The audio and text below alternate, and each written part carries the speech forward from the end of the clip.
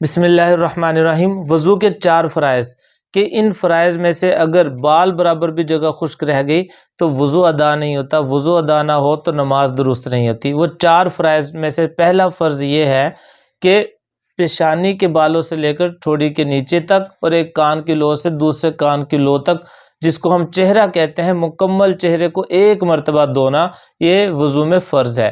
دوسرا فرض یہ ہے کہ دونوں بازو کوہنیوں سمیت، کوہنیوں سے اوپر تک دھونا، یہ دوسرا فرض ہے، ایک مرتبہ دھونا۔ اور تیسرا فرض اپنے چوتھائی سر کا مسح کرنا۔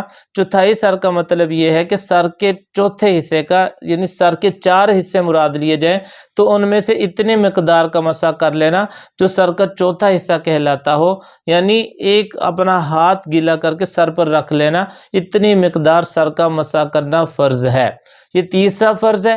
اور چوتھا فرض اپنے دونوں پاؤں ٹخنوں سمیت ایک مرتبہ دھونا، یہ وضو کا چوتھا فرض ہے۔ اگر ان فرائض میں سے کوئی ایک فرض بھی چھوٹ گیا یا ایک فرض بھی صحیح طرح ادا نہ ہوا تو وضو نہیں ہوگا، اور وضو نہیں ہوا تو نماز بھی ادا نہ ہوگی۔ اور یاد رکھیے کہ وضو کے اندر ان اعضاء کو 3 مرتبہ دھونا یہ سنت ہے، فرض نہیں ہے، اور البتہ سنت پر عمل کرنا چاہیے تاکہ فرض بھی اچھی طرح ادا ہو۔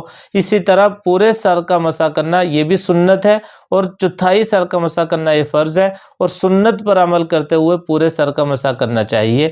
تو یہ 4 فرائض تھے وضو کے، جن کو یاد کر لیں اور ذہن نشین کرنے کے بعد دوسروں کو بھی ان کی تعلیم دیں تاکہ لوگوں کا وضو درست ہو اور ان کی نمازیں درست ہوں۔